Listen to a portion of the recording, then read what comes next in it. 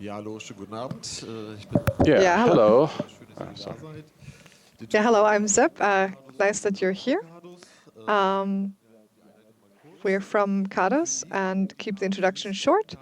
For anyone who doesn't know CADUS, we're a humanitarian aid organization based in Berlin. One special thing about us is that we're very well connected in the nerd and hacker community, and that we have our own hacker space in Berlin that is dedicated to work and invent and hack things for humanitarian missions. Maybe that's not the most obvious thing, because you would think that for catastrophes there are resources available.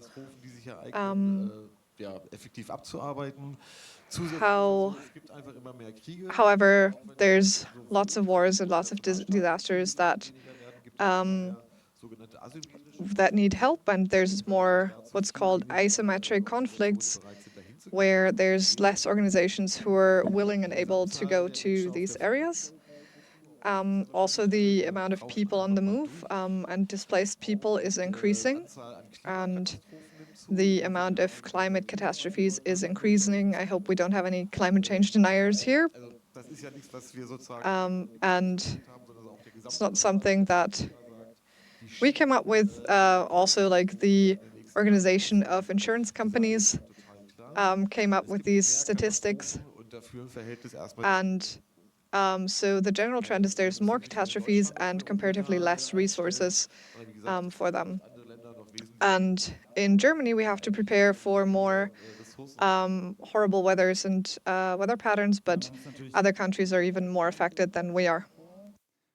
So the question is, how do you prepare for this? And preppers don't have the best reputation around here. Also because the question is also, what are preppers? How do you prepare for something? And why do we need you, the chaos community, hacking disasters, to prepare ourselves well for everything that's coming? So we have some examples for this. One thing is the technical aspect. There's a lot of technology. If I look around here, I always find more new gadgets, new fancy developments, but it always takes a long time until it's usable in practice. So an example from a few years ago was this federal warning day. Cell broadcast was just not existent in Germany, and nobody had noticed this until we tried it out and noticed, oh, there's a gap there. By now it's working, but this took several years until this technological development. So I remember after this warning day, I was at the CADUS Congress, and everyone was like, hey, why do we not have this? A shell broadcast is completely obvious. And so one thing is having this technological level where we can use you all for, and the other thing is the organizational question. So you might remember the flooding of the Ahrtal. This was a big disaster. Nobody saw it coming, really, but the climate crisis has arrived here in Germany and is doing massive amounts of damages. So this went horribly wrong. So the population, even 1 year later, wasn't thrilled by politics and insurances, and so people wondered, how could this happen? Because amusingly, the Federal Institute for Population Protection is 1.13 kilometers away from this Ahrweiler, where these images that we just saw happened. And so I actually studied at the Academy for Population Control, and I did the Master of Disaster. It's actually called that.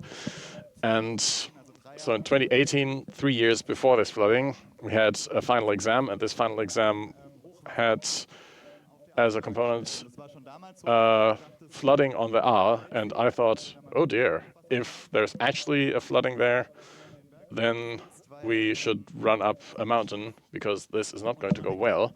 And why is it not going well? So when the actual flooding came, they did an effort to call the armed forces, for instance, and they arrived a few days later with solid equipment.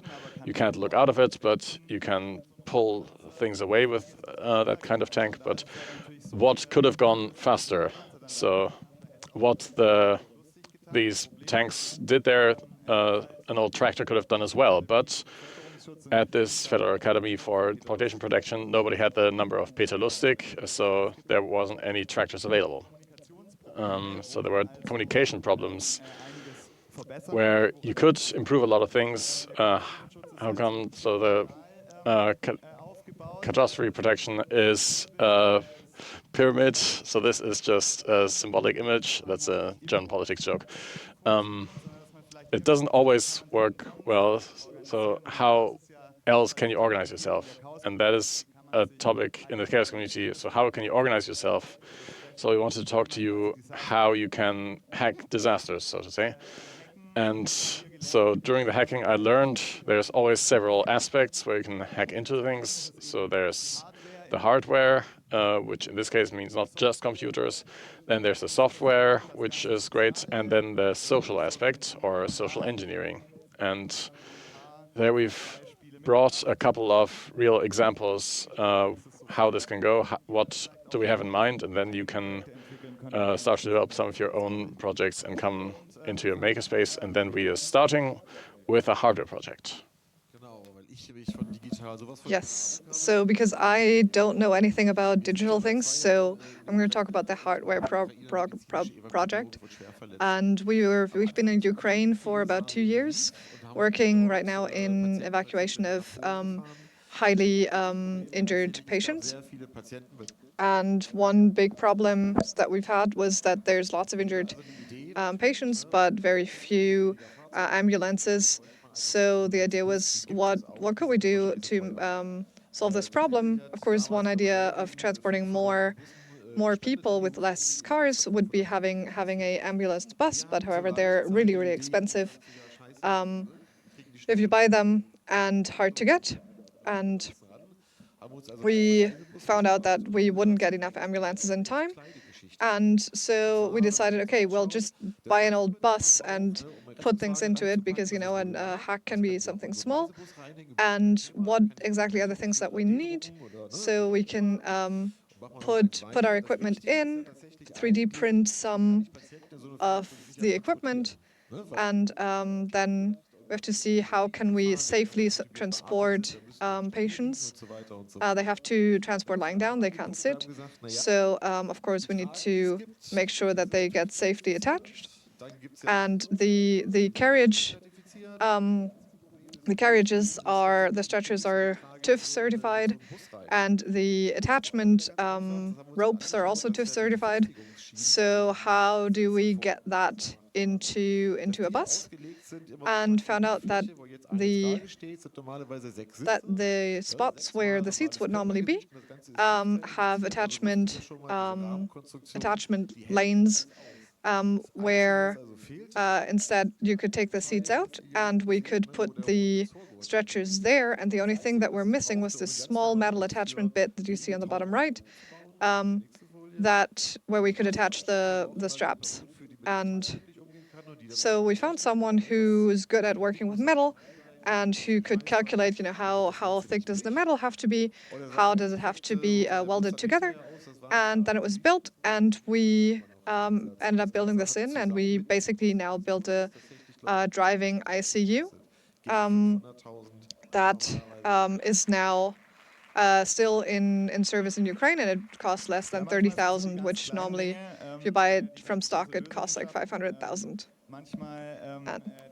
So sometimes the solutions can be really in the small things, but sometimes we think bigger. So this is another hardware project. We did this sketch on a bit of kitchen towel.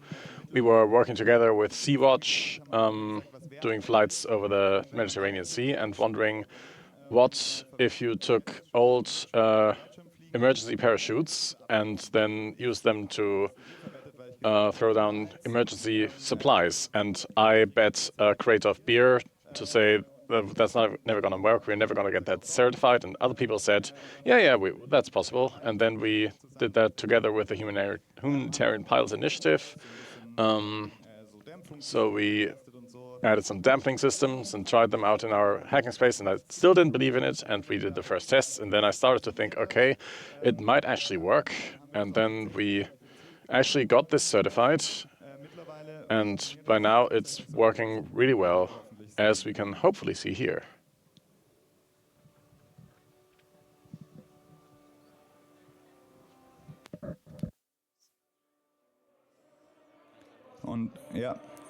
And what we want to show with this is, if you come to the hackerspace with us, you can bring a lot of crazy ideas, and you're going to meet a lot of crazy people there who want to collaborate, and then in the end, you're going to hit the target more often than you might think. So as a little extra information, like how did we get to this? Like airdrops, normally only the military or the super big, supranational help programs can do this, because it's very complicated. You need a landing strip that's like cleared. You need a lot of personnel. And what we developed, you can throw out of a small plane, somewhere like where there was a landslide. You can load payloads of different sizes, about like 150 kilos. And it's also fairly cheap because it uses the old reserve parachutes of paragliders. And now we're coming to a project that's more about social engineering, that's also part of hacking. So there's the Kabul air bridge. So this was another crazy idea. Teresa, I think she's also here, called me and said, the Taliban just captured Kabul. Can we send a plane there? Because she knew that I had to do with planes. And I said, that's crazy, but let's try it. And we phoned around a whole lot and started to lose track of where we had distributed people. And then we had to have the clocks there with different time zones. And we did some work with the media as well. And in the end, we actually organized a plane which created a small scandal, because then in Cairo there was suddenly a plane with NATO markings, which we had phoned ourselves in, and then this actually flew into Kabul. The silly thing was that the whole evacuation over the airport only worked, did work so well, but then we were there, we had some money already, and at this opportunity we already met a lot of people. So shout out to Mila and Vesna and everyone who is still there today and still maintaining this Kabul air bridge. And especially we noticed that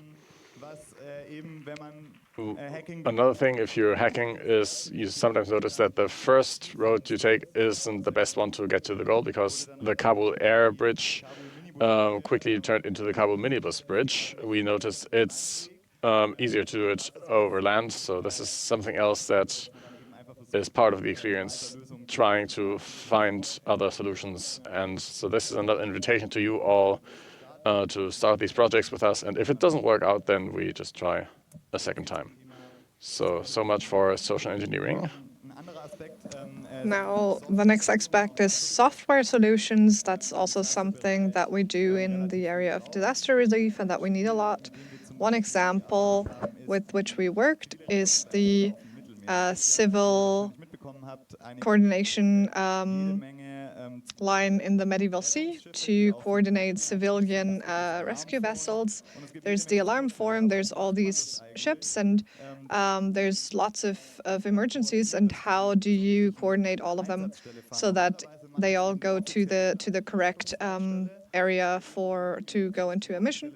And of course, normally that is done by the official coordination center. However, that has been, like, they haven't been doing that terribly well, and they've denied aid in lots of cases.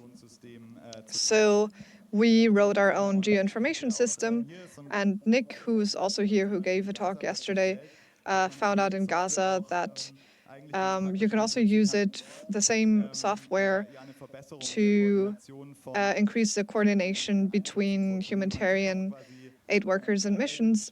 So, for example, you still see at the top left of this the little ship from the medieval missions, but here you see it's used actually on Gaza. So we're reusing existing solutions that we've did for one mission or setting, and we can throw it onto other areas as well and reuse it. So now we've rushed through several problems which touch either one aspect, hardware, or another, social engineering or software. And there are, of course, projects that combine all of these aspects. And this is a bit too much for me, so I'll pass over to Dr. Schäfer, who can describe the more complex projects. Thank you very much for this nice introduction. Yeah. So now we're talking about communication infrastructure for the humanitarian aid, emergency aid, for rescue and aid teams.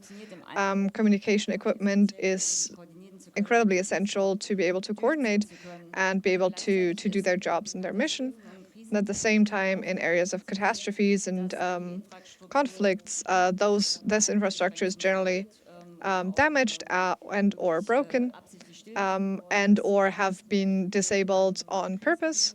For example, in areas of war zones, one party will try to disable and shut down the mobile communication systems of the other party to harm them. For example, some satellite suppliers have political or commercial interests. So, for example, there's one very well-known efficient satellite system that tends to be shut off every once in a while for political reason. And when we went to Gaza with CADUS, then there was strong restrictions on communication infrastructure that we weren't allowed to bring in. There is a process that has lots of bureaucratic hurdles, and you have to have lots of time and paperwork, and about like 1 year later you maybe are able to use your satellite phone in Gaza. But however, we're doing short-term immediate relief work, so that was not a way we could do. So we had to come up with our own tricks of social engineering to get our phones in. We will not disclose those because we still need them. So we're going to switch over to natural disasters, where there's also often damaged infrastructure, communication infrastructure.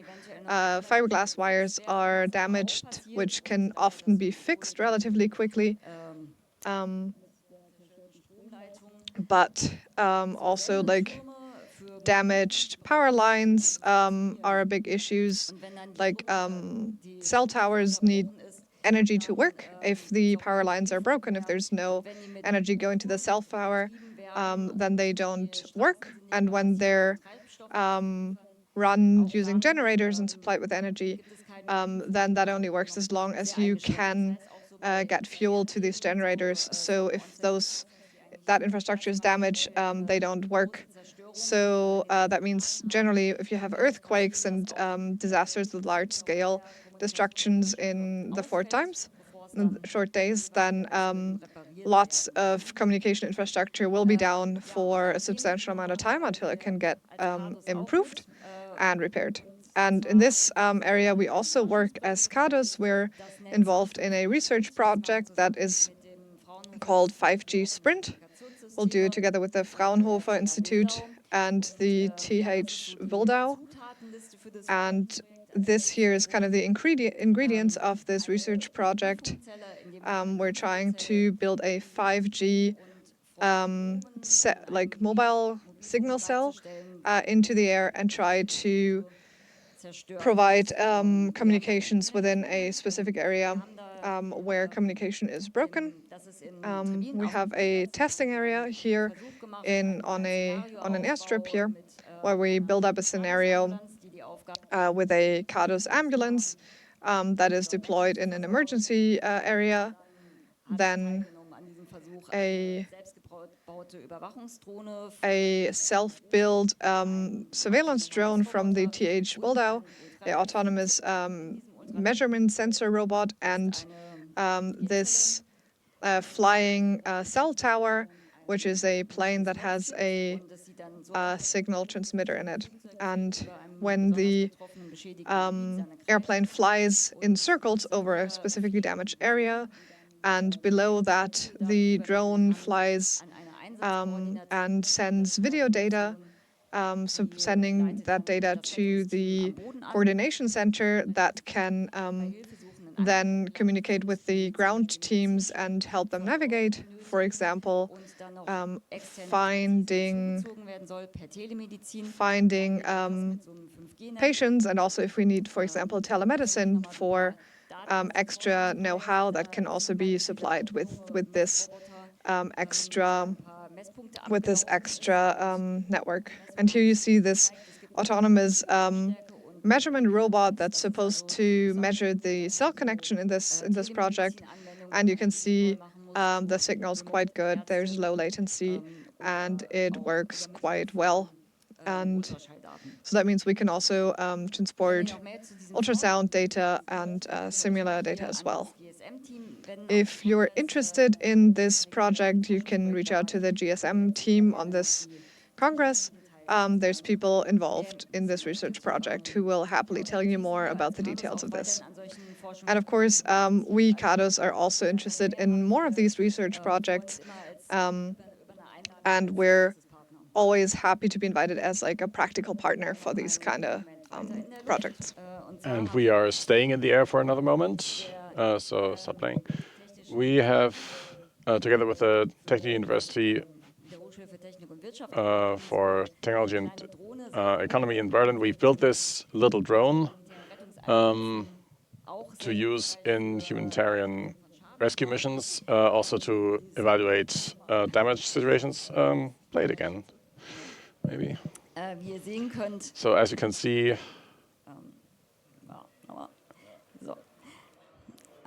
no.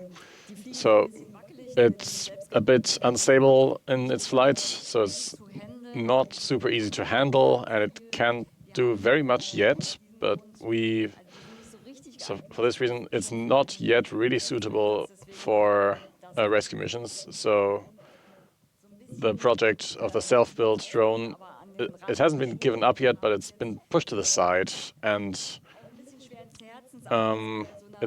with a heavy heart, but we have gotten to a proprietary solution, which you can also see at our area near Bäume if you want.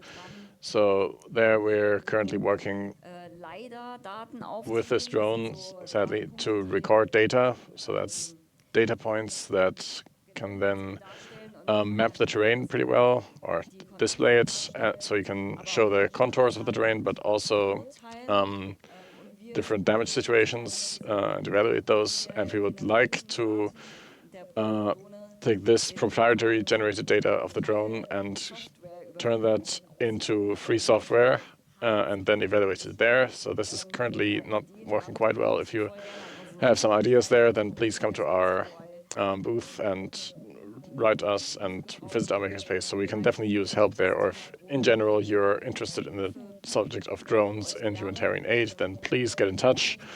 We also have additional technical subjects where we can use more help, such as radio, so if people want to give us radio trainings. And of course also the subjects mentioned earlier, there's a lot of support we need there as well. So if you're interested, then please get in touch or visit us. We will be very happy to hear your hacky ideas. Thank you.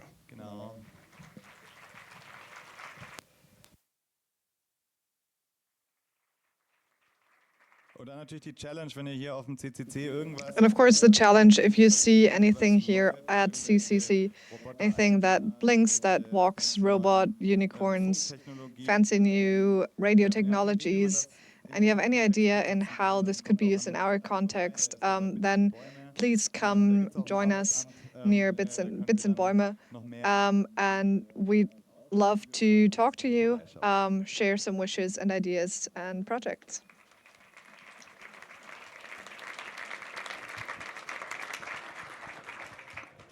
Haben wir Fragen aus dem Publikum? Any questions from the audience?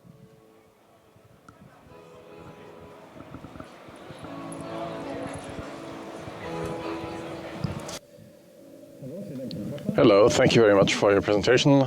You talked about this 5G drone, which probably has a satellite uplink, or why don't you directly use the satellite? Because it doesn't feel like it's primarily for the people who are living there in the area. Yeah, thank you for this question. I actually forgot a little bit. If you do it with a 5G network, there's a plane that is sending it out, not a drone, and it sends it out just in the area that it is covering. However, if you add a satellite uplink to it, then you can also communicate with, a back office further away or similar area places. But you also don't have to put a 5G cell into it. You can also do GSM or LTE. That's very exchangeable. It also doesn't have to be an ultralight plane. It can also be a different small plane like the one that we saw earlier doing the airdrops. It's fairly modular. And if you do it with GSM or LTE instead, then it's also easier to give people who need help on the ground a way to communicate, which is actually a little difficult with 5G. Erstmal danke für den Vortrag. First of all, thanks for this presentation. It was very cool. So this 5G cell, you put this into a very light plane. And then at the very end, you showed this proprietary drone. Do you have any plans to combine this? So the drone and the 5G cell or LTE or whatever? Yes. There is a next iteration of this research project which it'll go a little bit more around about drones again, but that one's still very much in the research stage and not out in the field at all. However, if any of you have ideas on how to speed up this project, please come by and reach out, and we'd love to talk.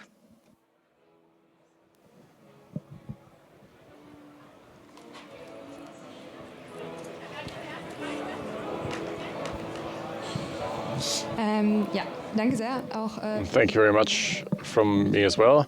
I'm interested, what's your specific use case for the LiDAR data? So that's kind of 3D point clouds, and you can use that to map terrain at a certain point in time, but it can also help if you have mapping of the area before. So what's your specific use case? Why do you want to have this data and not use, for instance, aerial photography? Ich kann versuchen, darauf zu antworten. I can try to answer that question.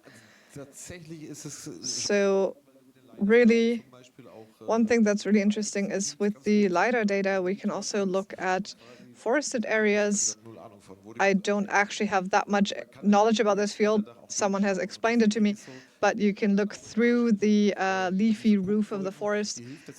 So having these point clouds helps with mapping and interpreting this destruction, and it helps getting a better idea of, for example, landslides. And especially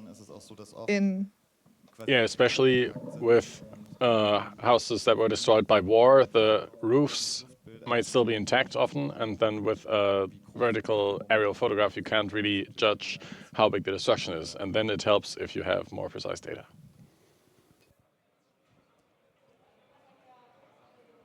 Gibt es noch weitere Fragen? Are there any more questions?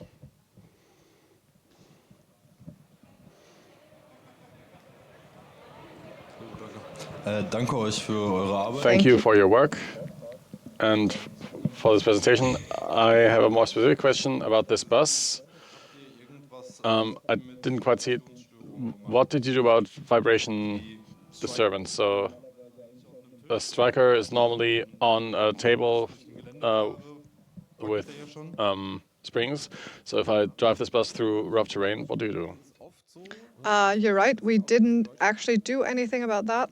Like like in Germany, good ambulances have a dampened table for these kind of stretchers. However, in Ukraine, none of the ambulance have that anyway. There's also heavy weight transportation systems that directly put it on the floor. And in this case, we didn't do anything to dampen vibrations. It was just used as is. Wir hätten noch Zeit für mehr. We have time for more questions. Yes. How does the contact with other or larger help organizations work? So I was thinking of maybe the THW in Germany or the Doctors Without Borders, because they have a different approach. And also thanks for the presentation. Well, how do I answer these questions? Do you want to answer? Every organization has its own culture, and the THW, the German Technical Help Works, and they are partly governmental. They have a lot of resources provided by the state, and they have a much narrower spectrum of where they work than we do. Like, we can go into war zones. The THW cannot do that, but we do talk with each other. We use the same proprietary resources for water filtration, and MSF is its own little universe. They have their own logistics. They're so large that they are large enough that they don't even have to do certain detail solutions like we need to do. It is fantastic that works. We're somewhat jealous about that we cannot afford doing this, but it means that there's also not that much research partnership between each other, because the situations are just a little different. And we've worked together in Ukraine and Gaza on the operational level in the field, but not on the, let's call it, the creative area, making new tools. Yeah, so what we are doing in our space is our own workplace. So that's not something other organizations do. They do more plug and play. So we sometimes do this as well. We don't invent something new all the time. So sometimes we just send medical personnel and then they do their work there. So that's the humanitarian work. And we have this makerspace and invite all of you to come there with your projects, because in the small scale you can sometimes develop solutions that also work on the big scale, and then the larger players might start to copy that.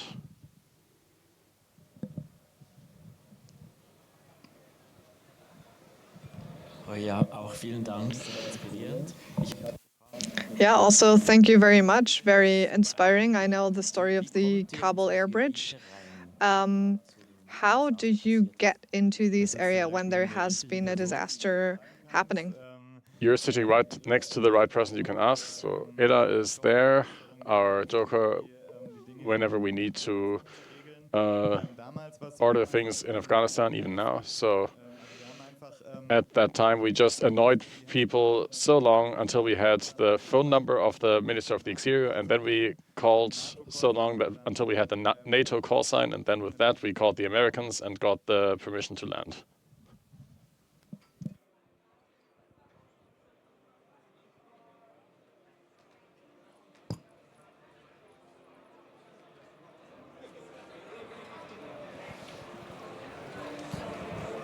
Ja, danke für den Talk. Yeah, thank you for the talk. You've been talking mostly about these really big projects. Do you also have little things that you use in the field or that help you kind of every day that were done in the makerspace? Like, for example, I don't know, any small projects. Not really. So if we go into the field, we have to take the stuff that we have and not print it there. But we build a lot of our own equipment, such as the inlays for some kind of boxes that store all the radio equipment. Or if we're going into risky areas like Gaza, where we have to pack extremely well and take as few suitcases as we can. So there's also very simple stuff like late cases. So there's things that don't have to be as sophisticated.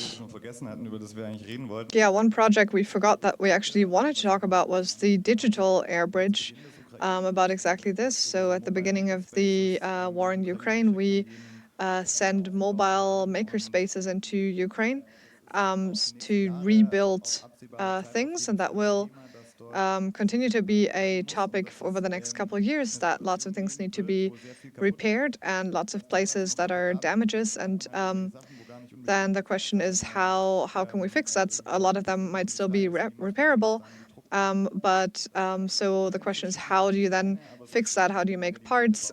Can you send 3D printers there? That's one problem. But also, do you have other people who can design and build the parts? And that's also something that we'll probably talk about in the future with you all in this hacker context, and hopefully find people to help that. If it's possible, can you give an overview over the next months what kind of projects are coming up? And if it's okay to ask, how do you finance yourselves? Through your donations? No, of course. These projects are mostly financed through donations.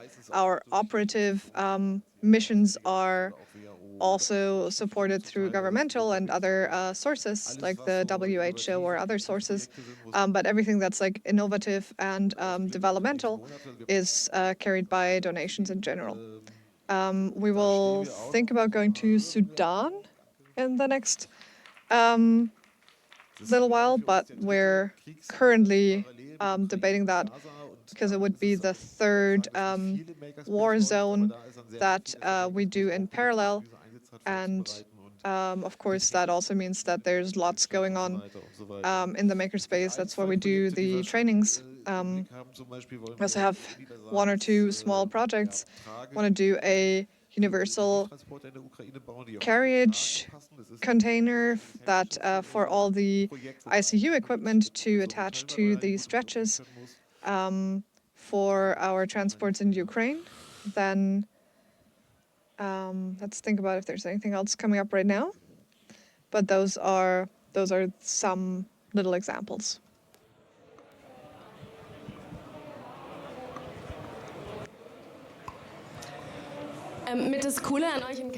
So it's cool that you're such a small group and can try out so many creative things in your makerspace. I assume you make it available open source. And now, question about the practical application. So with the bus, for instance, it's a very simple idea that, in theory, anyone could reproduce. Does this happen in practice? Has someone else rebuilt this project? Or? Let me say yes, no, kinda. It's been published and it's open sourced on somewhere on relevant platforms. But also, for example, like I'm going around the other way. So, for example, WHO is now putting out call-outs for conversion kits for ambulances. So, for example, that's something where this kind of project fits in quite well. And however, the question is always like, are there groups on the ground who actually execute this? So, for example, in Ukraine, there's lots of places where people make parts and do these kind of projects. But in other areas, there's a lot less of like a makerspace culture. So that that's not necessarily always the case. And but we're trying to spreading these ideas. They're also being used, but how much they're being used like locally in all the different places, that is highly dependent on the location. We also have a mobile makerspace that we brought into Ukraine together with other Ukrainian organizations. We brought this idea to life, and now there are several mobile makerspaces there. So there's this Toloka project, I think, and it worked pretty well and grew bigger.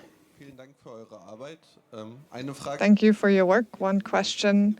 If you say you're going into areas of war like Ukraine, are you sending the like a car, the ambulance there with people from you, or are you educating and training people in your makerspace locally who work there? Both, really. So we've done a training project, training people in Ukraine, but at the same time we are sending crews into the field, and then those are people who have some kind of education in their area of expertise and maybe also some experience in these regions, but then we do some special training for them for hostile environment awareness trainings before they go there.